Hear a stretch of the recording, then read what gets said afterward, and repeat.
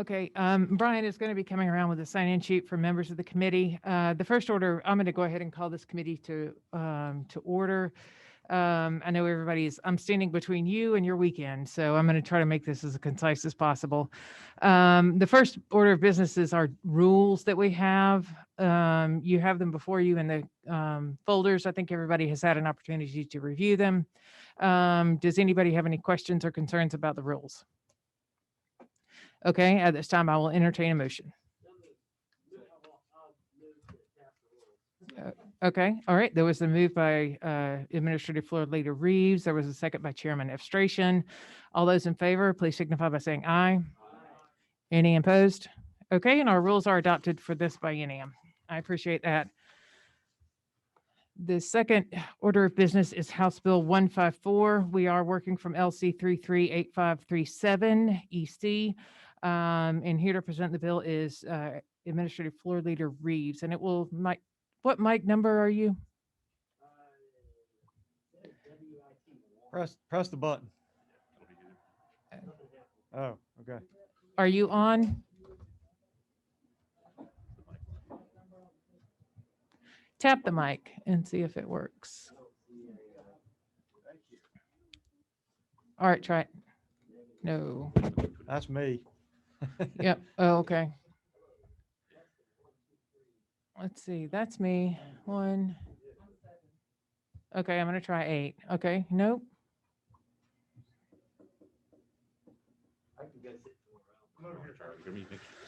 Oh, goodness. Okay.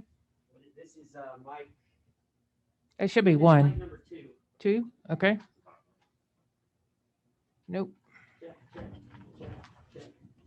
Try 2. Nope. That's 7. So somebody turned on 9. You can use this one if you want. Okay. There we go. So 4 Okay. would work then at least. Okay.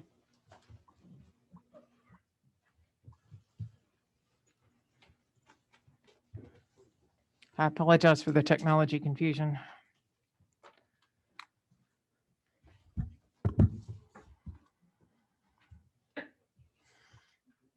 Okay. Thank you, Madam Chair. Do you mind if I proceed?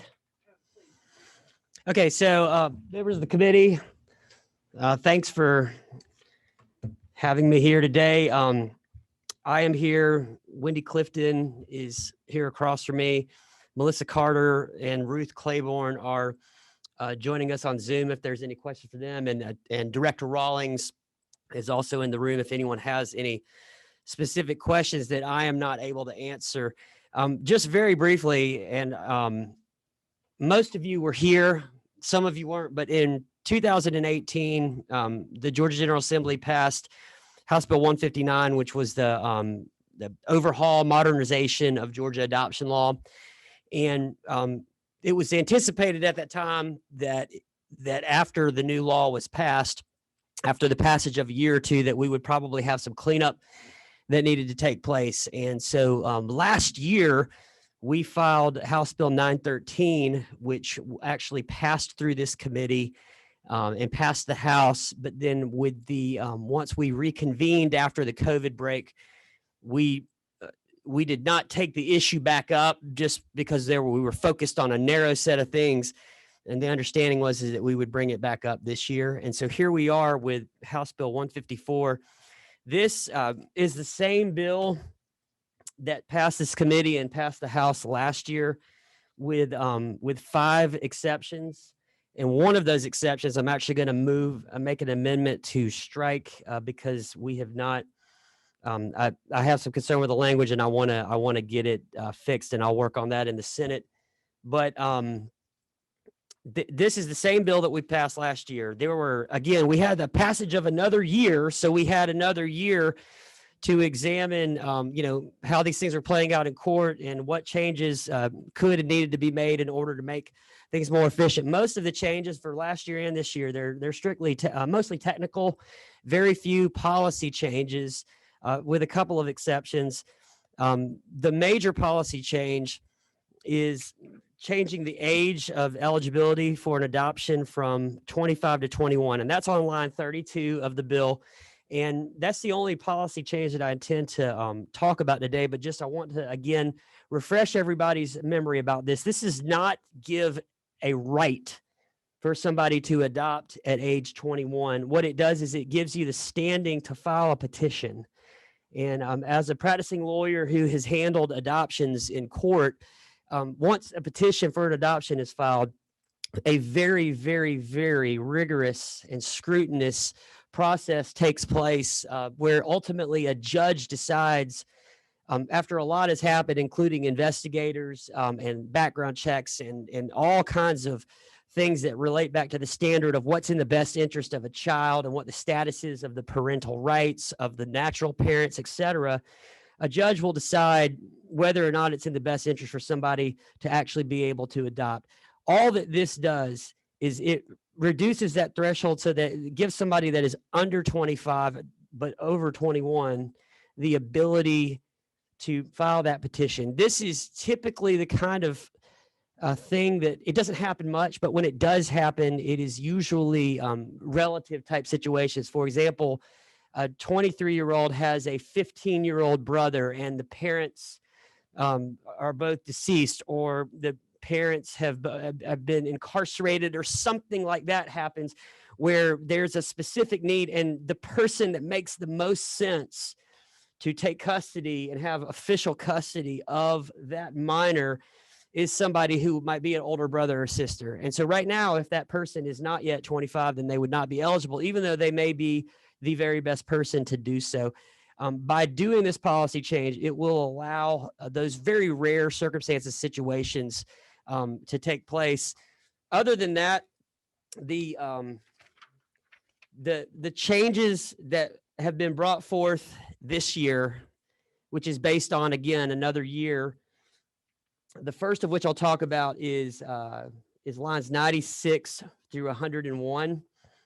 And this deals with one of the concepts in adoption is for a child to be adopted, the parents or mother has to voluntarily surrender parental rights, or a court can, through various circumstances in juvenile or superior, a court can terminate parental rights. And when we did the revision in 2018, we accounted for how this process works with the surrender and termination in Georgia, but we did not include language that made that clear that it also applies for the processes that take place in other states. So this is this just simply clarifies. It's not necessarily stating something that didn't exist before, but it's creating clarity that a termination of rights or a surrender of rights from another state has the same meaning in Georgia as ones that originated in Georgia. Moving on to lines 398 through 401, this simply states in a similar fashion, talking about parental rights. And so there are certain circumstances where you petition for adoption, and you're not required to show that parental rights were surrendered in the case of, like, when a child is abandoned, or the parents or mother cannot be found, or if the child was birthed from a rape, and therefore the father, the bio father, would not have. There are certain circumstances where you do not have to demonstrate that, and that's current existing law. This is nothing new. What this is simply doing is making a requirement that when you file a petition to adopt a child, that you would include facts. If you are alleging in your petition that I'm not required to show the surrender or termination, this is just simply requiring that you allege the facts in your petition that satisfy that. And so right now, our petition, which is a very long, lengthy petition, but it doesn't include a requirement to put that information in. So this is just something to create a little bit more, transparency is not the right word, but it's just taking the information and making it more accessible for the court to have. On the next page, lines 409 and 410, is a similar cleanup to the one I mentioned 2 changes ago that deal with recognizing other states when it comes to determination of parental rights, recognizing processes in other states. The last change is on lines 439 through 442. And this is simply giving a directive that a petition for the adoption, the petition, when you file the actual petition in court, right now there's no authority in Georgia law on, do you put the child's name? Do you not? Because, an adoption document is not a public document in court. But this simply will conform to how we handle petitions of children in juvenile courts, where it shall be instead of John Smith versus Jane Smith, it would be in interest of, and then it would have the child's initials, minor child. And the reason why that's helpful is that you could put the child's name right now and nobody would know, but then if there was an appeal on the issue and the case had to be appealed to the Court of Appeals or Supreme Court, then it creates uniformity in the styling of the case, and you don't have to change the name of the styling of the case to create the confidentiality of the child's name. Those are the 4 changes from last year to this year. Everything else is the same. And I will say one more thing, and I'm almost done. Lines 602 through 609. I am going to make an amendment to strike this, and I want to explain to the committee why and what I'm doing. There's a concept in adoption, a concept of a group of individuals that are known as facilitators. And facilitators are individuals that are unlicensed. They do not have the right to engage in the practice of administering or facilitating adoptions and connecting people and organizations and child placing agencies. They kind of are operating on their own. They're not regulated and they're not allowed. Georgia law does not permit or allow facilitators to engage in the conduct that they engage in. So it's illegal, but there's no enforcement of that. There's no way to enforce the illegality of that. And so what we are attempting to accomplish in this, and a lot of times what these facilitators will do is they will take it could be a substantial fee for doing a very minimal amount of work that has very little value to it, but they present themselves as having a more important role than they do, when the truth is that their role is not even legal. We want to clarify in law that it is illegal, it's against the law, and that it's punishable by crime to do so. We've been looking over this language, and last night I decided that I don't think that this is the perfect language to do what we're attempting to do in lines 602 through 609. So what I want to do right now or today in a minute is I want to just go ahead and strike this from this bill, and then we're going to work on it and perfect what we want to do. And assuming that this bill passes committee and the House of Representatives, then I will bring this back up in the Senate. The other change, the other amendment that I need to make, something that we caught today on line 23, which is the code section dealing with jurisdiction and venue. Current code says that the petition has to be filed in A on line 23, the court of the county where the child was born. This is just an oversight, but what we need to do is we need to insert after born or resides at the time of placement. And the reason for that is that this sentence assumes that every adoption is from an infant, a birthed infant, but there are many adoptions that come from minors that weren't just born. But I'm on line 23. So at the end of line 23, I'm going to add after the word born, or resides at the time of placement. And that will cover both infants that are born and children that are just simply residing in the county that they live at the time of placement. I think I took too much time going through that, but that is those are the changes for this year, and I will be happy to take any questions. Okay, looks like we do have a question from Representative Kendrick. Representative Kendrick, and the audio should be on. Hello, members of the committee. Can you hear me? Yes, ma'am. Okay, thank you. Representative Reeves, you mentioned at the beginning about the changing the age. You said that changing it to 21 wouldn't give a right to adoption, just a right to petition. Is there current law that gives somebody necessarily a right? I was just trying to to see No. what your distinction was. No, sure. And I understand your question perfectly. No, it doesn't matter how old you are, whether you're 25 or 45 or 65, you go through the same rigorous process that a judge ultimately will reside over the decision in that. It's the same process no matter how old you are. And so by moving this down to 21, it would just allow people that are 21 or up to be able to participate in, filing a petition, and ultimately it is a judge's decision. This is no simple matter, and it's not taken lightly. This is, having done these in court, it's almost, it's painful, the amount of what you have to demonstrate and prove in order to give the judge sufficient reasons to find that an adoption is in the best interest of a child. I have a tremendous amount of confidence in that balancing test that current law allows. And I believe that bringing the age down will allow us to accommodate for, some very narrow circumstances that do result in the best interest, that we currently do not have the option to do that. All right. Representative Kendrick, does that answer your question? It absolutely does. Thank you. Okay. All right. Thank you, ma'am. Representative, you have a question? Make sure your mic works. Nope, mic. Nope. Mic, no work. Here, come use mine. Oh, it's 7. Try it now. Can you hear me now? There we go. Perfect. Thank you.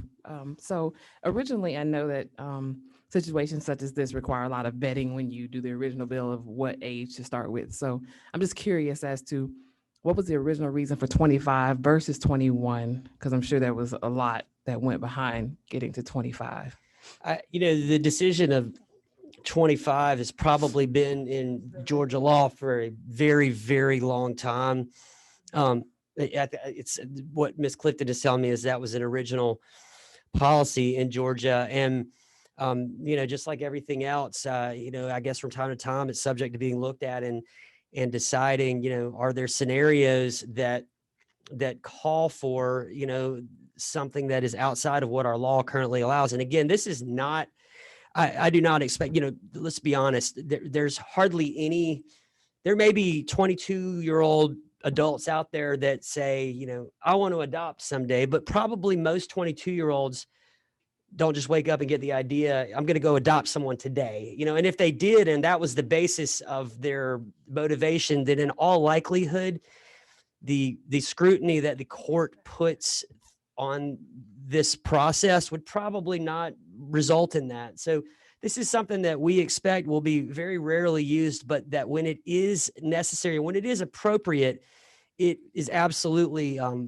what's in the best interest of the minors that would be subject to being adopted by somebody that between the age of 22 and 25. All right. Is that okay? I believe Representative Oliver. Oh, sorry, Chairman Oliver.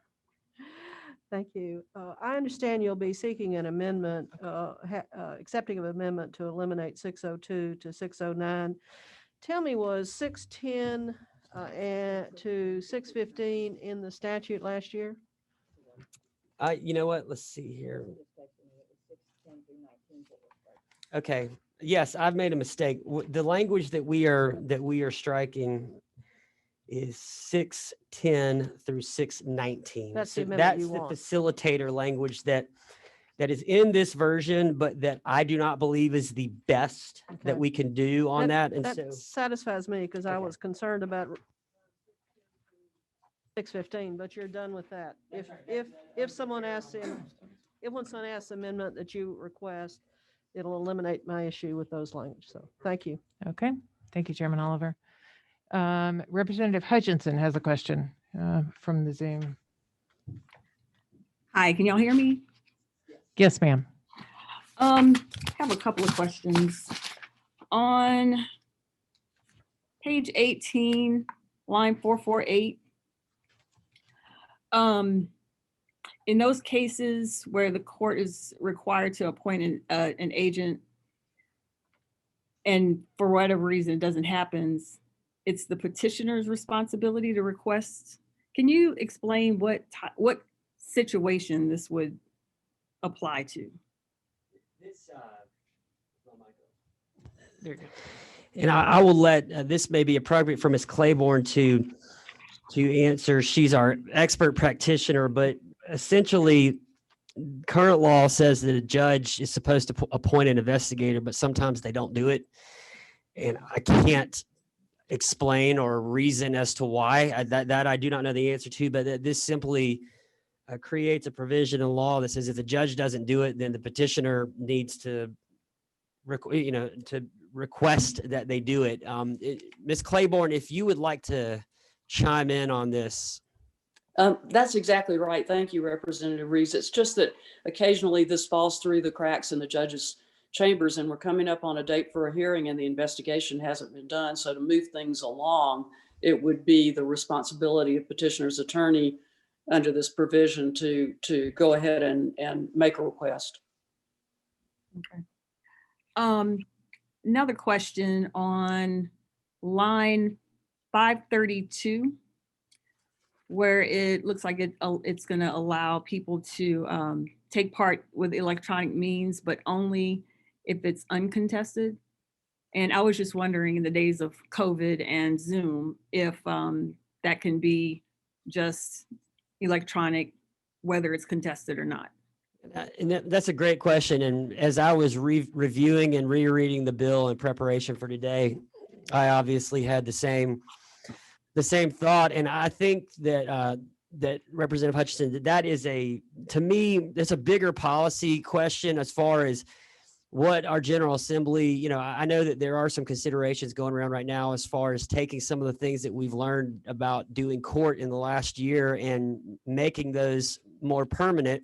There's arguments on both sides. I tend to think that it's been very effective and I've enjoyed not having to go to court, to be honest. But I think that conversation would best take place in a bigger policy discussion about, how we want to move forward with court hearings as opposed to dealing with it individually with this. Obviously when an adoption is contested, the stakes, a contested adoption, as you know, probably better than anybody in this room, a contested adoption is a very different experience than a non-contested adoption. And like a lot of things that happen also in the juvenile court, and when these things are contested, it's an all-out, it's war in the courtroom, and it's hard. And obviously the value of having the person be there in person is a very important part of that. And frankly, one of the things that I've noticed over the last year, even though there's been a lot of benefits to having court virtually, you do lose something, with a deposition, not being able to look somebody in the eyes when you're cross-examining them, you lose something. And I think that there are certain lines that we don't need to cross with permanent policy. But I think that for purposes of this bill, though, I think that it is for efficiency reasons in non-contested that's appropriate. So. Okay. And one last question. Okay. On line 576, there's it addresses citizenship. And it talks about whether the child has a viable path to citizenship. So can the judge say, I don't think this child has a viable path for citizenship, therefore I'm not going to do this adoption? Well, I think that this would be a finding. This deals with foreign adoption. So this is only, we're dealing with the subset of foreign adoption, not domestic ones. And part of what law currently requires is that the judge has to make a finding in that. And I'll let Ms. Claiborne patch up here where I'm not sufficient. Current law right now says that a judge, evidence has been proffered to show that a judge will be able to obtain.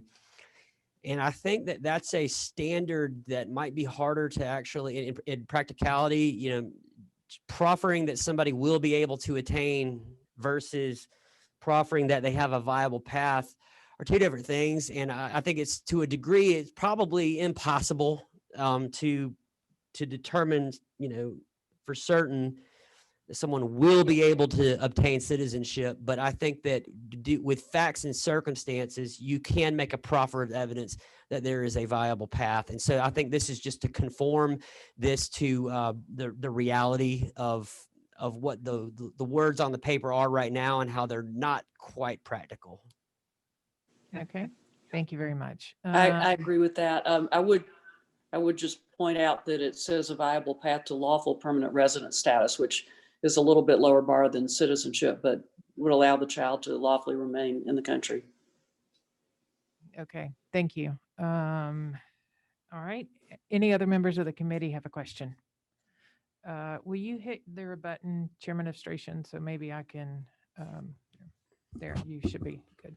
Thank you, Madam Chair. I want to thank the sponsor for bringing this bill. His work on adoption legislation over many years.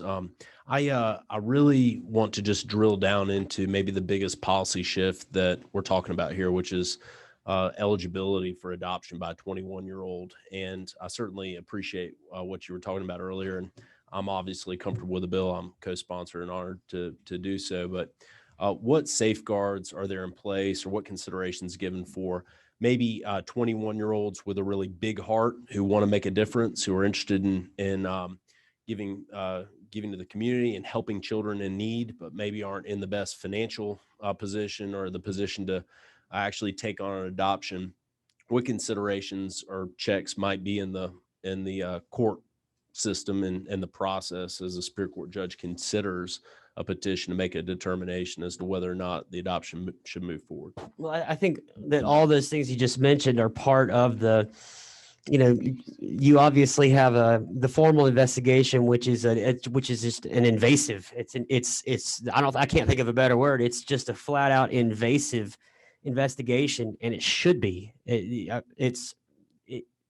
That is absolutely appropriate for it to be invasive. But I think that when a person or a couple or a single person goes through this process, there isn't a whole lot for them to hide from by the time they get to the end of it, as far as what they're required to disclose. And the independent investigator, from my experience with adoption cases, you have essentially a quasi guardian ad litem with the independent investigator who, whose job is to take all this and form an opinion to the court. And when you look at all of those things combined, you have a process that I think suitably addresses whether or not somebody is prepared and qualified to be, to adopt a child and to raise it, and it's in the best interest of the child to care for that child and provide for that child. And so I have a lot of confidence in our process right now.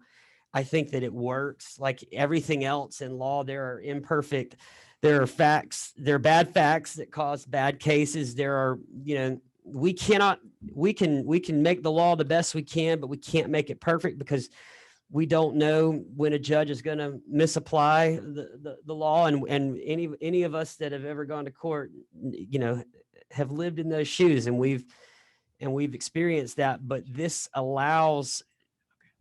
process allows the court access to all of the information that I believe the court needs to make this determination, regardless of whether someone's 22 or 62.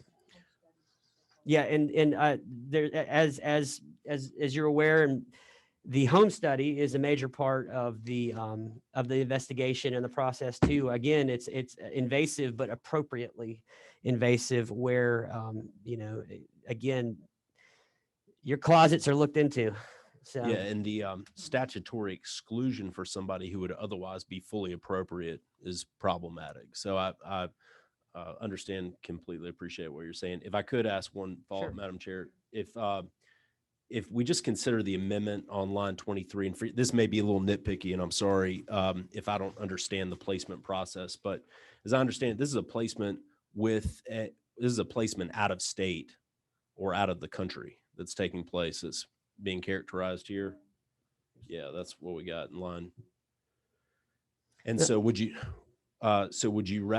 be better to say, or was residing? rather than or resides, because they were previously residing in a Georgia county. They've now been placed out of state or out of the country.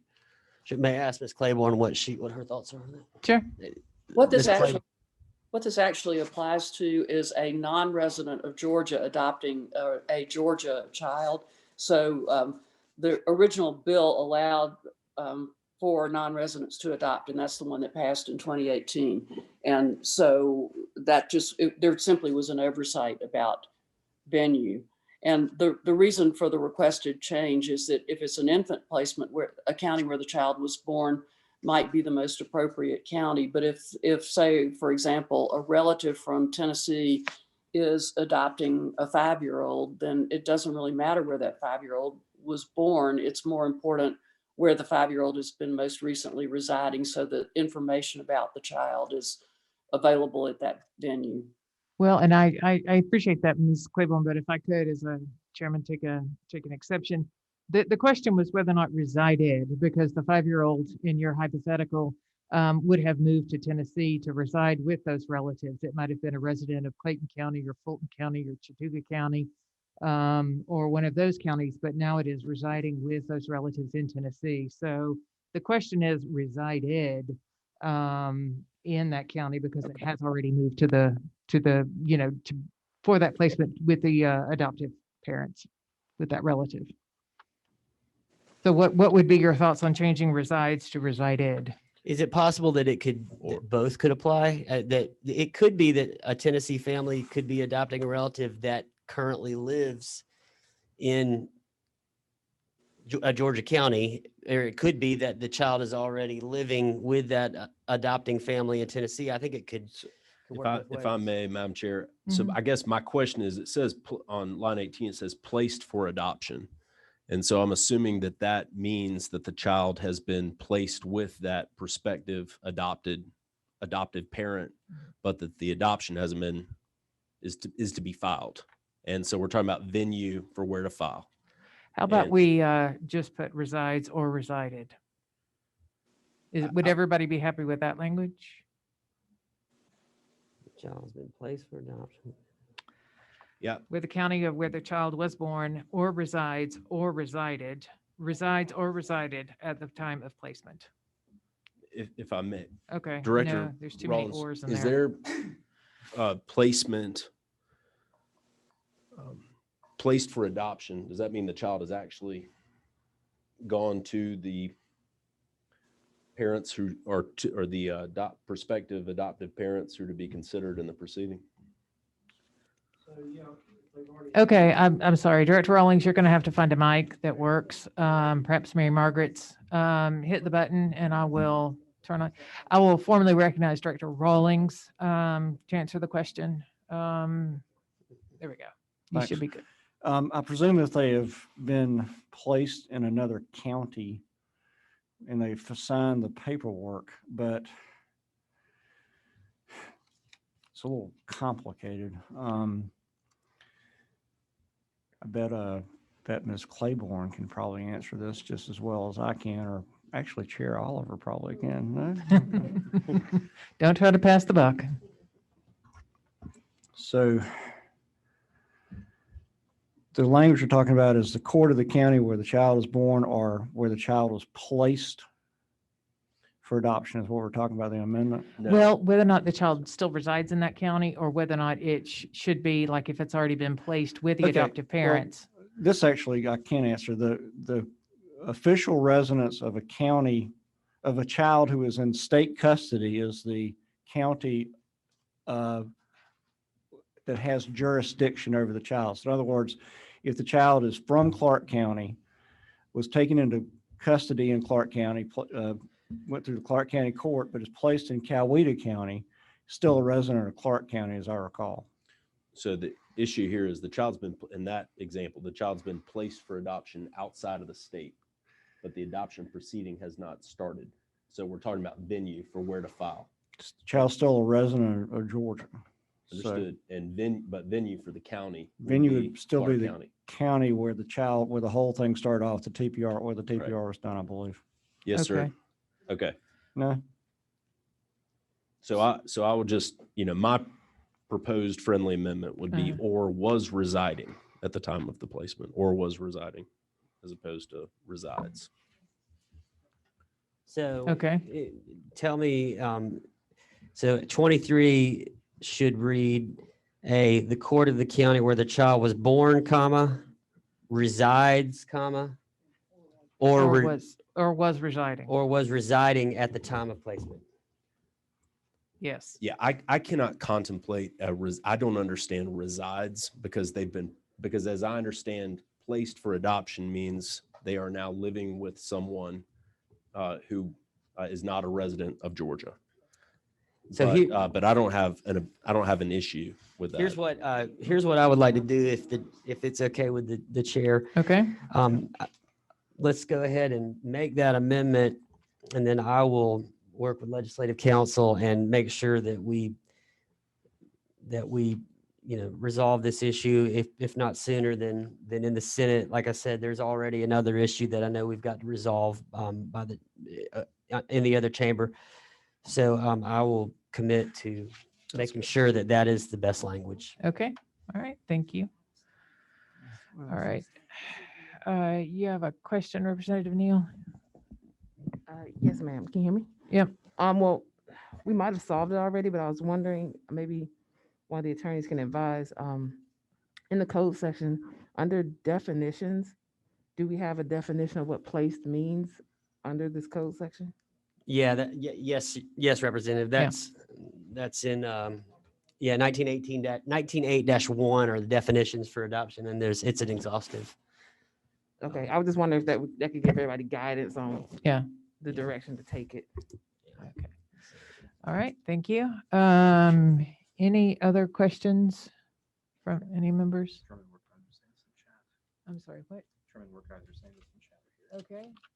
Apparently Chair Workheiser has a question via chat. What is it?